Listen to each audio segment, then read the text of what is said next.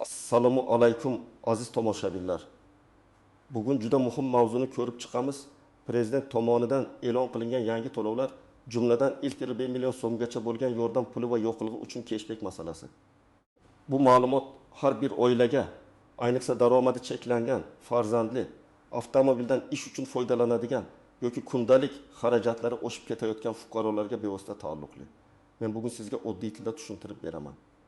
Kimlar bu pulni olishi mumkin, kimlar ololmasligi mumkin? Yo'qligi cashback'i qanday ishlashi ehtimol qilinadi. Nimalarga e'tibor berish kerak? Qaysi hujjatlarni tayyorlab qo'yish zarur va eng muhimi, aldanib qolmaslik uchun nimani bilish shart? Videoni oxirigacha ko'ring, chunki ayrim nozik joylar bor. Hamma ham avtomatik pul olavermaydi, ayrimlar esa kerakli ma'lumotni vaqtida yangilamasa. Haqli bo'lsa ham to'lovdan chetda qolishi mumkin. Hozir kanalga obuna bo'ling, like bosing, chunki bunday iqtisodiy va ijtimoiy yangiliklarni men sizga imkon qadar sodda, aniq va foydali qilib tushuntirib boraman. Avvalo masalaning ildizini tushunib olaylik. Oxirgi yillarda aholining kundalik xarajatlari sezilarli darajada oshdi. Bozordagi oziq-ovqat narxlari, kommunal to'lovlar, transport xarajatlari, yo'qligi narxi, maktab va bog'cha bilan bog'liq xarajatlar ko'pchilik oilalarning byudjetiga bosim qilmoqda. Oddiy misol, agar oila oyiga 4 million so'm daromad qilsa, shundan ijara yoki kreditga 10 million ketsa, oziq-ovqatga 10 million ketsa, kommunal to'lov va transportga yana 7,8 ming ketsa, qo'lda deyarli hech narsa qolmaydi.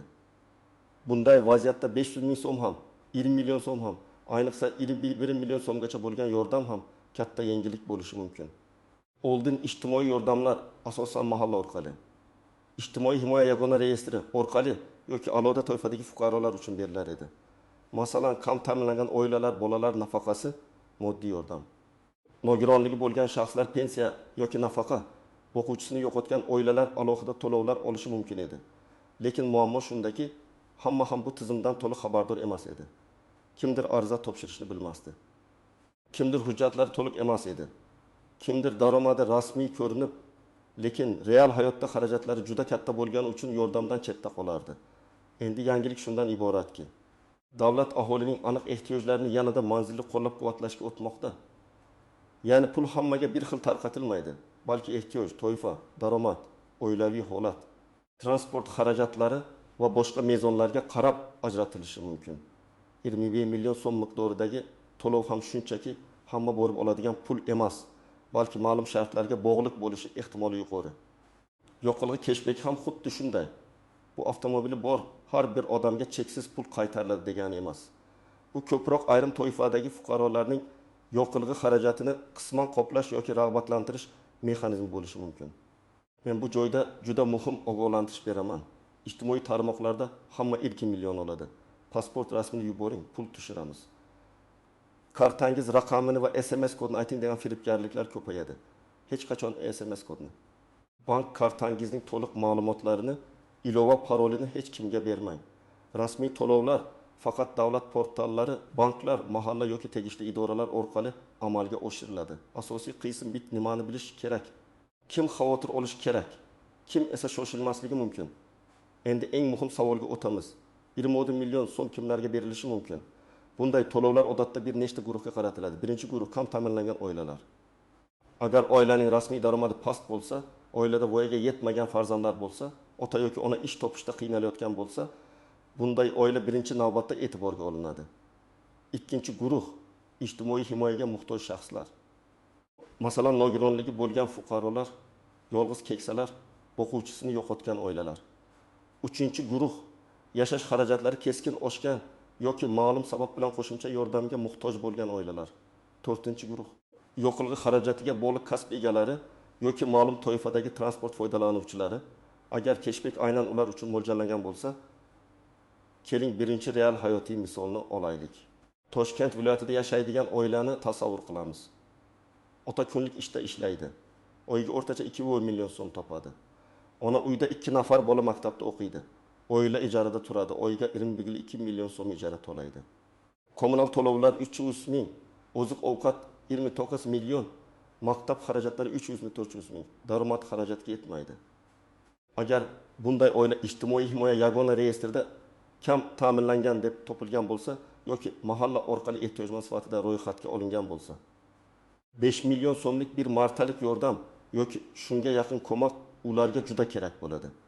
Bu pul bilan ular ijara qarzini yopishi, bolalarga kiyim olishi yoki oziq-ovqat zaxirasini qilishlari mumkin. Ikkinchi misol. Viloyatdan shaharga qatnab ishlaydigan fuqaro. U har kuni mashinasida 1,2 kilometr yo'l yuradi. Ish haqi 4 million so'm, lekin yo'qlig'iga oyiga 20 million so'mgacha sarflaydi. Agar yo'qlik narxi oshsa, uning real daromadi kamayadi. Masalan, oldin 700 ming so'm yo'qlig'iga ketgan bo'lsa, endi 20 million ketadi. Farq 300 ming so'm. Yo'qlig'i keshbeki, aytaylik sarflangan yo'qlig'ining ma'lum foizini qaytarsa yoki ma'lum limit doirasida kompensatsiya bersa, bu odam oyiga 100-200 ming so'm yengillik ko'rishi mumkin.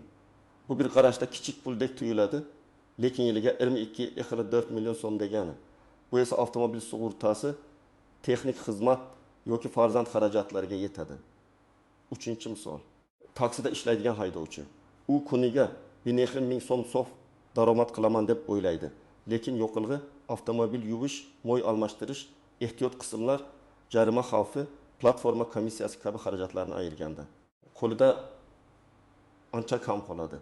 Agar davlat yo'qilg'i keshbekini aynan rasmiy ishlayotgan, soliq to'layotgan, o'zini o'zi band qilgan yoki litsenziyaga ega haydovchilarga bersa, bu ikki maqsadga xizmat qiladi. Birinchidan, haydovchi xarajati kamayadi. Ikkinchidan, norasmiy ishlayotganlar rasmiy tizimga kirishga qiziqadi. Lekin bu yerda muhim shart bor. Agar siz rasmiy ro'yxatdan o'tmagan bo'lsangiz, to'lovdan foydalana olmasligingiz mumkin. To'rtinchi misol, avtomobili bor, lekin ehtiyoji past bo'lgan fuqaro.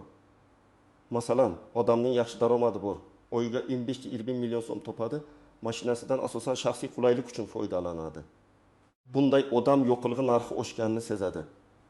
Albatta, lekin davlat keshbeki birinchi navbatda unga emas, ehtiyojmand yoki ijtimoiy ahamiyatiga ega transport xizmatini ko'rsatayotgan fuqarolarga qaratilishi mumkin.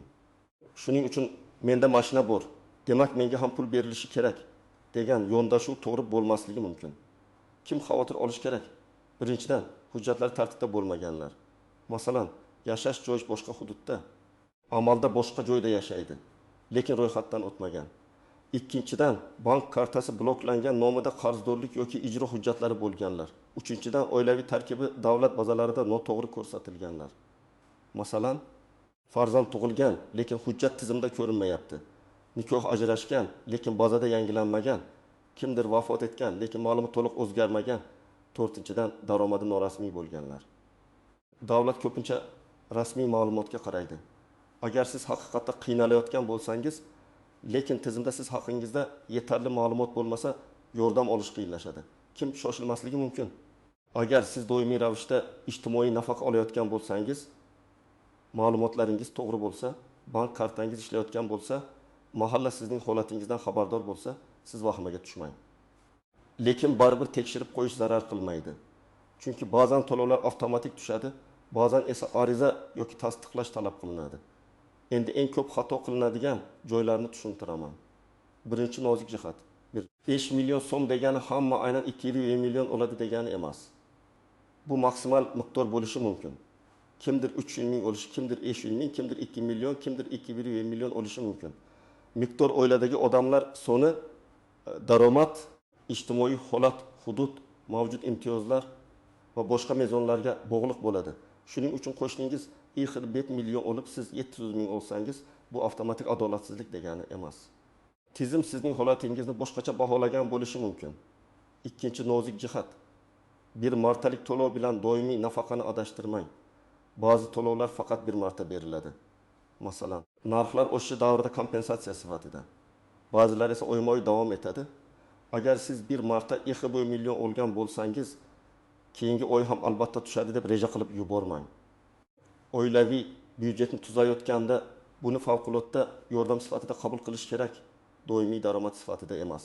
Uchinchi nozik jihat, yo'qilg'i keshbekida limit bo'lishi ehtimol katta. Masalan, siz oyga 5 million so'mlik benzin quygan bo'lsangiz, davlat hammasidan keshbek qaytarmasligi mumkin. Odatda bunday mexanizmlarda oyga ma'lum litr, ma'lum summa yoki ma'lum foiz belgilanadi. Chunki aks holda katta xarajat qiladigan badavlat qatlam ko'proq foyda oladi. Ehtiyojmand qatlam esa kamroq foyda ko'radi. Davlatning maqsadi esa odatda manzilli yordam berishdir. To'rtinchi nozik jihat. Yo'qilg'i xaridi qanday tasdiqlanadi? Bu juda muhim. Agar cashback bank kartasi orqali amalga oshirilsa, demak yo'qilg'ini naqd pulga emas, karta orqali to'lash kerak bo'ladi. Agar maxsus ilova yoki QR chek talab qilinsa, unda har bir xarid elektron tarzda qayd etilishi shart. Agar siz ayoqishda naqd pul berib chek olmasangiz, keyin men benzin quydim, cashback'ni deb talab qila olmaysiz. Shuning uchun rasmiy mexanizm e'lon qilingach, to'lov usuli juda muhim bo'ladi. 5-nozik jihat. Mashina kimning nomida? Agar avtomobil siz haydayotgan bo'lsangiz-u, lekin otangizning, akangizning yoki boshqa odamning nomida bo'lsa, cashback kimga tushadi? Bu savol ko'pchilikka tegishli. Tizim avtomobil egasiga qaraydimi? Haydovchilik guvohnomasiga qaraydimi? Bank kartasiga qaraydimi? Yoki soliq ro'yxatiga qaraydimi? Buni rasmiy qoidalardan bilish kerak bo'ladi. Shuning uchun men tavsiya qilaman. Avtomobil, haydovchilik hujjatlari, sug'urta, bank kartasi va telefon raqami bir-biriga mos bo'lsa, sizda muammo kamroq bo'ladi. 6-nozik jihat qarzdorliklar. Ba'zi hollarda ijtimoiy to'lovlar bank kartasiga tushganda, agar fuqaroning kredit qarzi, aliment qarzi yoki ijro bo'yicha cheklov bo'lsa, pul ushlab qolinishi mumkin. Lekin ijtimoiy yordam pullari bo'yicha alohida himoya qoidalari ham bo'lishi mumkin. Shuning uchun agar sizning kartangizda majburiy yechim, ijro blokirovkasi yoki bank qarzi bo'lsa, to'lov tushgan zahot yechib olinishi xavfi bor yo'qligini oldindan bankdan aniqlang. Iloji bo'lsa ijtimoiy to'lovlar uchun alohida karta ochish haqida maslahat oling. 7-nozik jihat firibgarlik. Men buni yana bir bor aytaman. Chunki amalda eng katta zarar shu yerdan keladi. Sizga kimdir qo'ng'iroq qilib, prezident puli tushadi, SMS kodini ayting desa, bu firibgar. Cashback ulab beramiz, kartangizni yuboring desa, bu firibgar. 5 million olish uchun 7000 so'm xizmat haqi to'lang desa, bu ham firibgar bo'lishi ehtimoli juda yuqori. Davlat to'lovlarini olish uchun hech kimga pora, xizmat haqi yoki oldindan pul berilmaydi. Rasmiy to'lov bo'lsa, rasmiy tartib bo'ladi. 8-nozik jihat menga berilmadi, demak tanish bilishsiz bo'lmaydi degan xulosa. Ha, tizimda xatolar bo'lishi mumkin, lekin birinchi qadam shikoyat qilish emas, ma'lumotni tekshirish bo'lishi kerak. Sizning oilaviy tarkibingiz to'g'rimi? Daromad ma'lumotlari qanday ko'rinmoqda? Yashash joyingiz o'smi? Ariza kerakmidi yoki avtomatikmi? Avval shu savollarni tekshiring. Agar shundan keyin ham asossiz rad etilgan bo'lsangiz, unda yozma murojaat qiling. Endi eng kerakli qism. Siz hozirdan nima qilishingiz kerak? Men sizga bosqichma-bosqich aytaman. Birinchi qadam rasmiy manbalarni kuzating.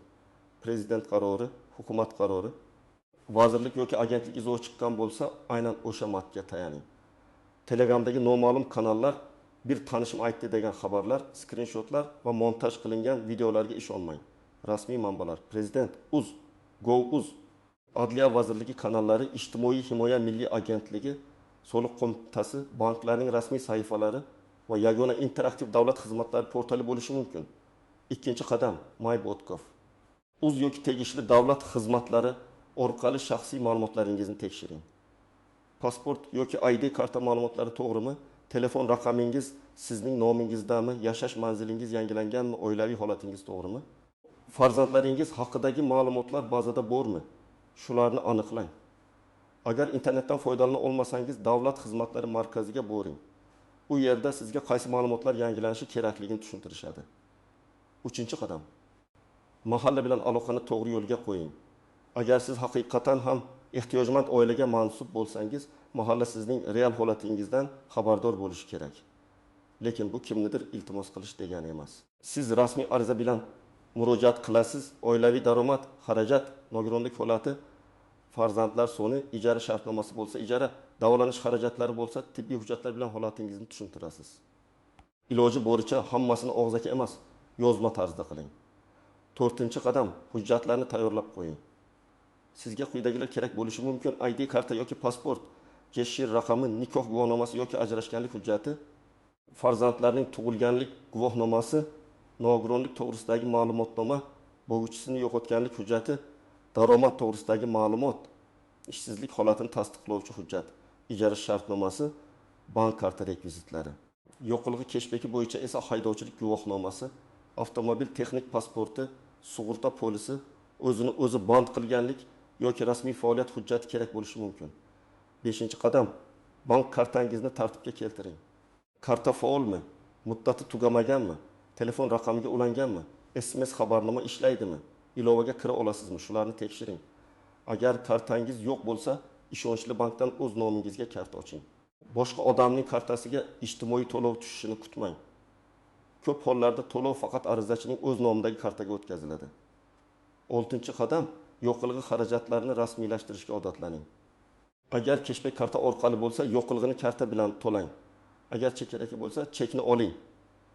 Agar ilova orqali ro'yxatdan o'tish talab qilinsa, faqat rasmiy ilovani yuklab oling. Noma'lum havolardan APK fayl o'rnatmang. Bu telefoningizdagi bank ma'lumotlari o'g'irlanishiga olib kelishi mumkin. 7-qadam, agar rad javobi bo'lsa, to'g'ri murojaat qiling. Nega menga bermadinglar deb jahl bilan borishdan foyda kam. Arizada aniq yozing. Men falon manzilda yashayman. Oilamda falon kishi bor. Daromadimiz shuncha, xarajatlarimiz shuncha. Ijtimoiy holatimiz mana bunday. To'lov yoki yordam olish huquqimni ko'rib chiqishingizni so'rayman. Ariza hujjatlarini ilova qiling. Murojaatni mahalla tuman ijtimoiy himoya bo'limi, davlat xizmatlari markazi yoki mytok.uz orqali yuborish mumkin. 8-qadam, oilaviy byudjetni ehtiyotkor tuzing. Agar IXB million so'm tutsa, uni darhol keraksiz xaridga sarflamang. Eng avval qarz, oziq-ovqat, dori-darmon, bolalar xarajati, kommunal to'lov kabi zarur yo'nalishlarni belgilang. Masalan, 1 million so'mning 600 mingini oziq-ovqatga, 300 mingini kommunal to'lovga, 300 mingini kommunal to'lovga, kiyimi yoki o'qish anjomlariga, 300 mingini zaxira sifatida qoldirish mumkin. Agar siz bu pulni bir kunda sarflab yuborsangiz, yordamning real foydasi kamayadi. 9-qadam. Soliq va rasmiy faoliyat masalasini ham o'ylang.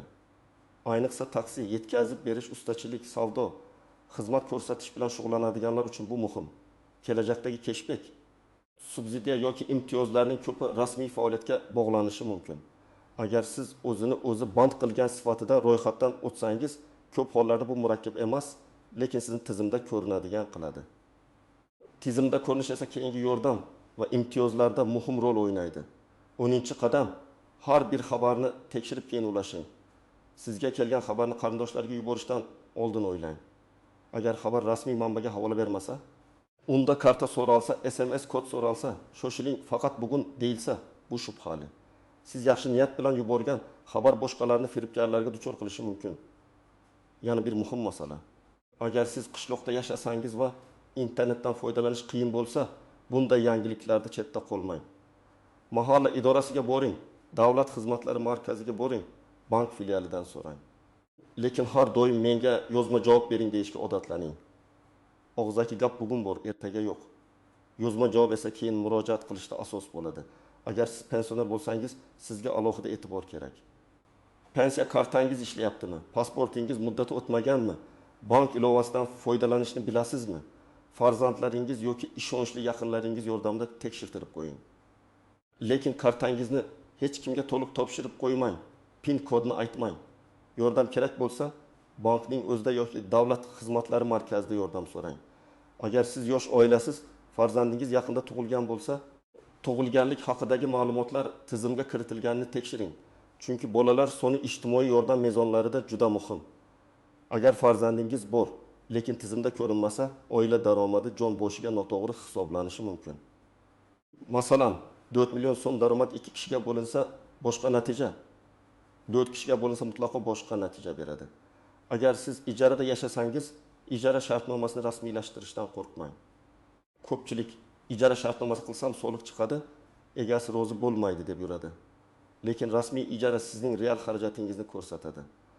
Davlat yordamida oilaning faqat daromadi emas, ayrim holatlarda xarajatlari ham muhim bo'lishi mumkin. Hujjatsiz xarajatni isbotlash qiyin.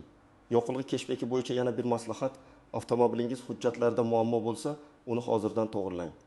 Jarimalar, sug'urta muddati, texnik holat, egasi nomi, haydovchilik guvohnomasi muddati. Bularning hammasi kelajakda ahamiyatli bo'lishi mumkin. Agar davlat faqat qonuniy va rasmiy haydovchilar cashback desa, hujjati chala odam chetda qoladi. Xulosa qilib aytsam, 1 million so'mgacha bo'lgan yangi to'lovlar va yoqilg'i cashback aholiga yengillik berishi mumkin bo'lgan muhim choralar hisoblanadi. Lekin eng asosiy narsa shuki, bu pul va imtiyozlar odatda aniq tartib, aniq mezon va rasmiy ma'lumotlar asosida beriladi. Shuning uchun vahima qilmaslik, mish-mishlarga ishonmaslik hujjatlarni tartibga keltirish, bank kartani tekshirish, mahalla va davlat xizmatlari bilan rasmiy aloqa qilish kerak. Men sizga ekspert sifatida aytaman. Bugungi kunda yordam olishning eng to'g'ri yo'li tanish izlash emas, balki o'z ma'lumotlaringizni to'g'rilash, hujjatlarni tayyorlash va rasmiy tartibda murojaat qilishdir. Shunda siz haqli bo'lgan to'lovdan chetda qolmaysiz. Sizningcha 20 million so'mlik yordam kimlarga birinchi navbatda berilishi kerak? Yoqilg'i keshbeki hammaga bo'lishi kerakmi? Yoki faqat ehtiyojmand va rasmiy ishlayotgan haydovchilargami? Fikringizni izohlarda yozing. Video foydali bo'lgan bo'lsa, albatta like bosing, kanalga obuna bo'ling va yaqinlaringizga ulashing. Chunki bunday ma'lumotni vaqtida bilgan odam pulini ham, huquqini ham, asabini ham asrab qoladi.